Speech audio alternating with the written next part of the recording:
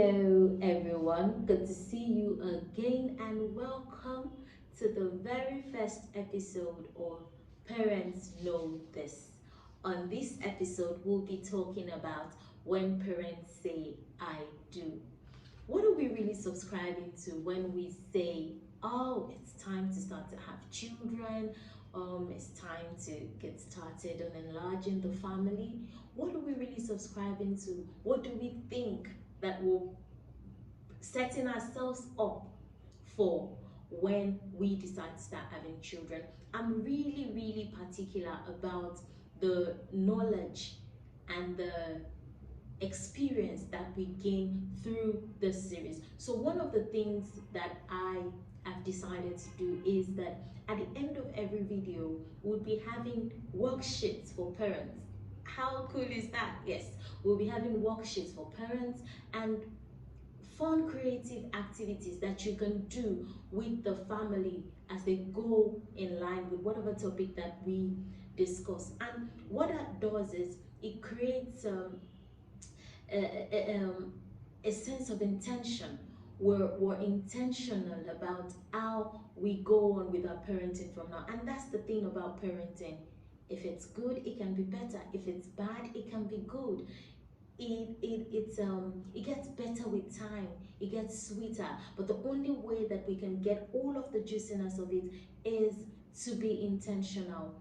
Parenting can be exhausting. In fact, it's rewarding yet exhausting. It's beautiful yet sometimes so messy.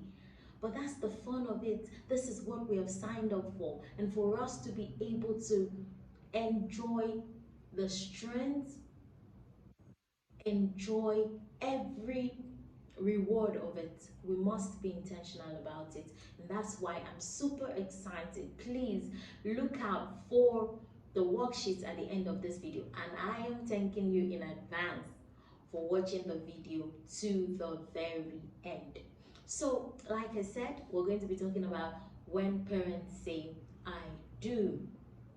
So when we say it's time to have children, whether by birth or by adoption, whatever way it is, what are we really signing up for as parents? And I've tried to put in the very first basic things using the acronym PARENTS, just to buttress the point and help us to easily tick things out and see how we're doing as we go on. So when we say I do, what are we saying yes to? First, we're saying yes to providing and pouring. Now, I know that a lot of times when we talk about ourselves as parents, the first thing that comes to mind is providing for the child. That's good and that's true. Yes, that's one of the basic things that we would do for our children. But it's not just providing material things, physical things. In fact, even in providing all of those physical things, we must be careful. We're not providing excesses. We're not providing excess of. We're providing essentials so that we don't begin to raise our children in the excesses of their needs or of their behavior or of their wants. But we're raising them in the essentials of who they are becoming. So providing is not just about the money, the gifts, no, the food and all of that. Those are inclusive, but providing also involves providing safety. Our children need to come into a home where they're safe. Our children don't need bad energy.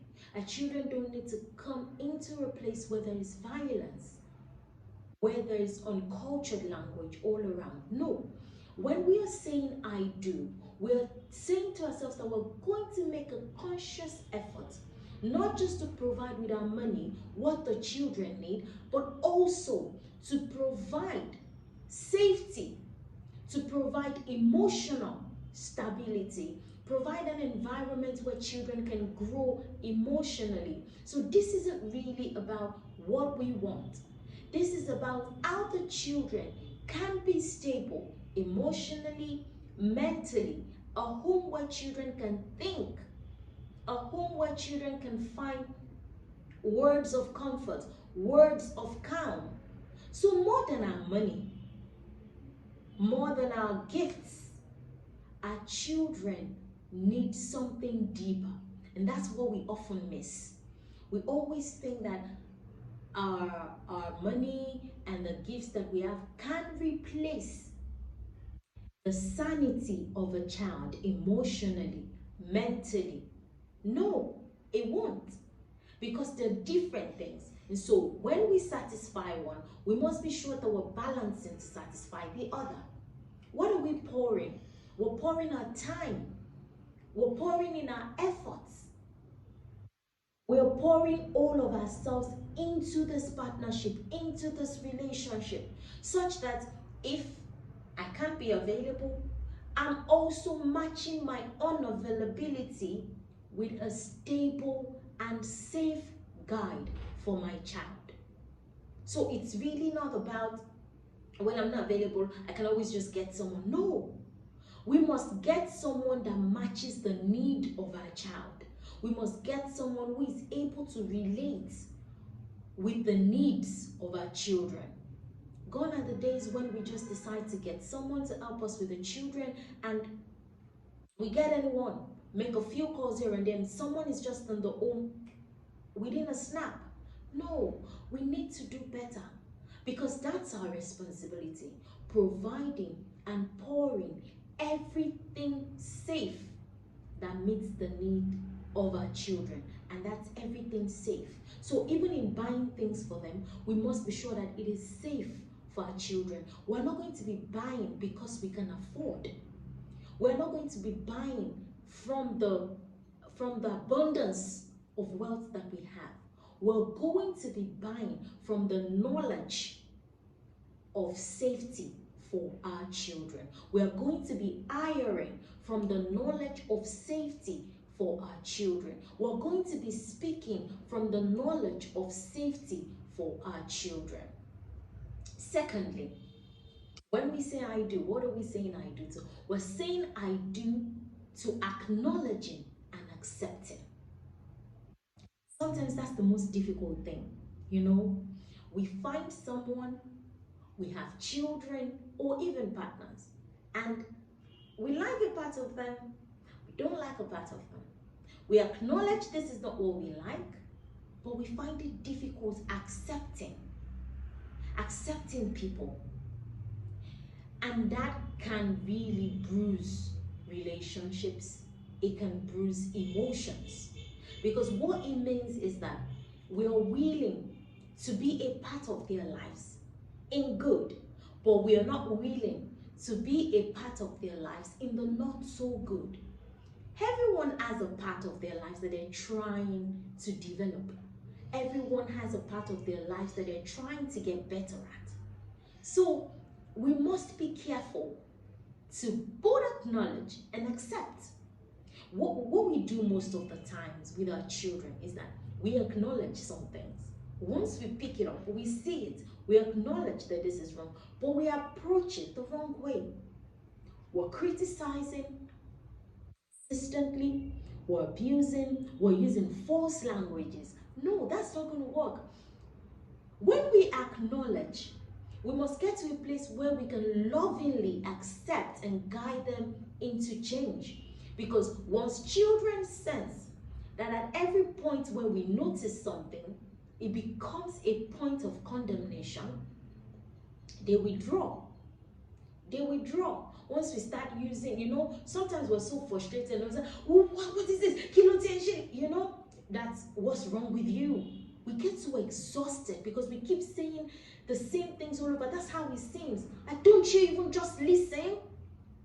But we must learn to channel those frustrations into loving ways of acceptance. When children realize that they're accepted, there's something, it triggers something in their emotions that helps them to strike a balance between what is good and what is bad. So when we notice, we'll have the eyes because we are the adults. So we will see things that they cannot even see. But when we have acknowledged those things, when we have come to terms with those things, what's next to do is to accept our children. These children didn't fall from heaven. Two adults made the children. So somehow there'll be traits, there'll be things that we see in ourselves and then see in them. Sometimes it's difficult to accept the version of ourselves that we see in our children, but we must come to accept to change. When we don't accept, when people don't see that they can come to us, that we can embrace them, even in the not so goods, it becomes impossible for change to ever happen. And that is what goes wrong most of the time. We try so hard to change people without showing to them that they're loved and they're accepted regardless. Regardless. You're loved, you're accepted. Come in this way, and then we can walk through the chain together. We cannot come with the approach of condemnation and change straight up and expect that we'll still get the acceptance of people. Now, we go on to the next one is realizing and respecting. Realizing boundaries, respecting individuals. You know, sometimes as parents, we say, how would I respect my child? What respect does not? No. Because our children are also individuals. They are people with emotions. The fact that they're children or the fact that someone is younger than we are does not take out their emotions. It doesn't. In fact, the fact that they're younger than us, it doesn't even take out the fact that they deserve some respect. We must look at it. Children grow up with emotions, and that's what we fail to realize. When a child is constantly angry because you fail to give them the respect that they want, they grow up and they're just angry, they're just upset. These emotions grow, they develop. You know, there is no emotion that cannot grow anywhere that it is fed. So when we're saying, oh, yes to parenting, we're saying yes to respecting emotions. We're saying yes to feeding the right emotions. We're saying yes to respecting emotions.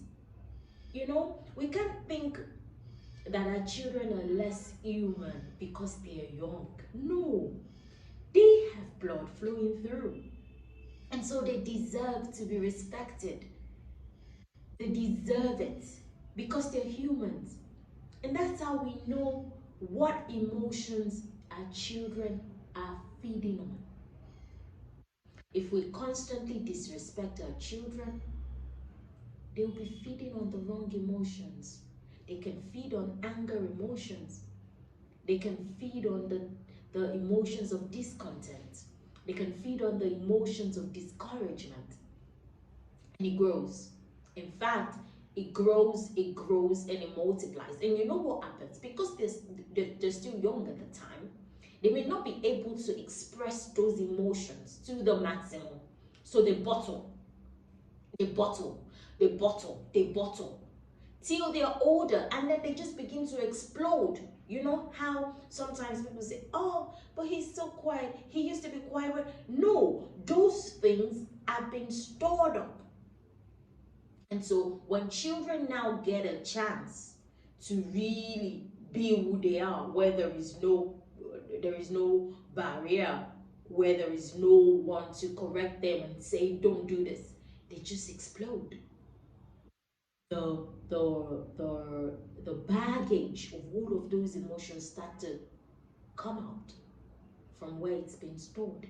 And that's why we must be careful. We must realize that these children are humans. We do not have a higher right to mistreat them because we're older.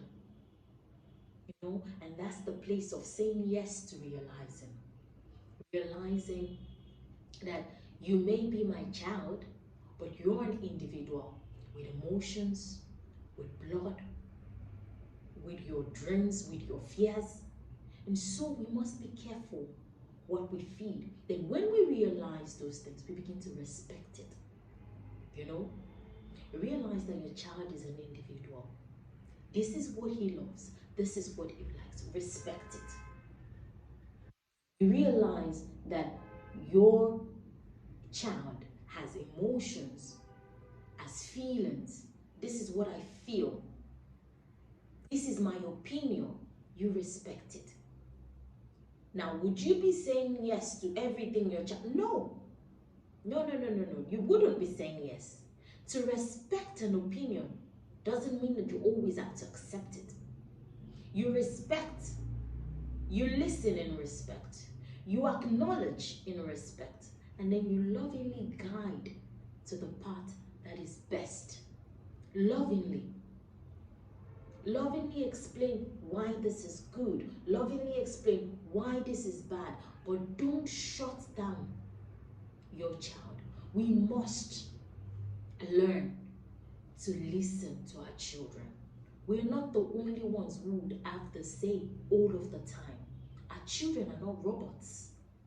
No, we can't treat our children as robots. Do this, do that, go there, no, what, go, no, we can't. How does a child even thrive in such an environment? No, we must be able to help our children come to a place where their emotions are guarded, so that the emotions that you use in talking to them, the emotions that you use in relating to them, are kind, they are pure. They can have something to feed on. They can have it to feed on. And as they grow older, as the emotions grow, even if they have to explode, they explode love, they explode compassion, they explode tolerance, because those are the emotions that they have been growing with. Parents, we have a lot to do in connection with how our children turn out. And the reason why sometimes we don't want to accept this is because we focus too much on the physicals. We focus too much on how our children look than how they are inside. We focus too much on how people would see our children than who they truly are and what they truly want. We focus more on what our children eat than what is eating them up inside. And that is not a good place to be for children. We must be concerned about every part of our children. We are not just parents of physical children. We are not just their parents because they have hands. We are not just their parents because of how they look or how they do not look. No, we are their parents' body, inside, mind, heart, every aspect. So we cannot just pick the one that suits us to feed. We must feed every part. And that comes with realizing who they are, what they would like, how they feel, what their opinions are, and then respecting them in the light of that knowledge. That's how that will grow. That's how that is going to evolve. And then we have establishing. When we say yes, we're saying yes to establishing. What are we establishing? We're establishing core values. We're establishing morals, establishing discipline. The truth about it is that if we do not consciously set these things, we may never achieve the result that comes with discipline and good morals. You know, and the issue with this is it cannot be as we say. It has to be as we do and as the children see. So exercising our own good morals and then establishing them. We're not going to establish from books. We're not just going to establish from crammed words or crammed systems, we're going to exercise it, and then we establish it. I'll exercise my love. I'll exercise my love in the way that I treat those who work with me. I'll exercise my love in the way that I treat those that I meet. So my child can see my exercise. And then when it's time to establish it, it's easy. How are we treating those who are around us? What words are we speaking? Are we vessels of encouragement or discouragement? Because the morals that we operate by are the things that will help our children. The morals that we stand by are the things that will inspire our children. We have children who are bullies already. Though young, they are bullies. And that can stem from anywhere. And sometimes it could be as a result of we always wanting to have our way with children, with everybody, or controlling. And children sense this energy. See, it's not going to be about what we say most of the time. It's going to be about what we do, what they see. Eyes, they're very important, because what I see is what I tend to believe. What I see is what I tend to see as the norm. So children would naturally just flow with what they see. They want to act in the line of what they see. So it has to be a conscious and consistent effort. Before we can establish anything, we have to exercise it. Oh, you want to tell your child that this is how to do this? You can say it. Show it. Show it so the child sees, and then he knows what he's up for. If we must teach our children to love, we must first exercise love. If we must teach our children to be honest people of integrity, we must exercise it in times when they can say it. If we must say to our children that, oh, mistakes are a part of life, then we must also be able to accept our mistakes and teach them through those mistakes. We must be able to exercise our own remorse when we make mistakes. Apologize, move on, get up and move on. That's how children will see that. So even if I make mistake, it's not the end of the world. I can get up and move on, because that's how daddy did. That's how mommy did. And that's how those things flow. We cannot expect that we're acting a certain way and our children will do the opposite because we said so. It's not magic. No. And it's not going to work, really. We must exercise the things that we want to establish. You want to establish your own on the word of God. Exercise it. You want to establish your own on faith in God. Exercise the faith. And then you can establish your children upon your exercises. What are your core values? What are my core values? What are our core values as a family? What do we stand on? How do we treat people who walk in and out of our house? What are core values? The core values of love, core values of respect, core values of integrity, core values of compassion. When children sense the wrong energy, always lying, always fighting, always abusing, you can't now come and say our core values are love. So my dear family, these are core values. When we're acting in, that's hypocritical. We're acting in the exact opposite. And then we come and just because we said it, it has to be fine. No. Our exercises are proof that every good value we say can be established in our home. Our core values, our behavior, the way we exercise all of these things, that's the only proof that our children have that all of this goodness can be established in our homes.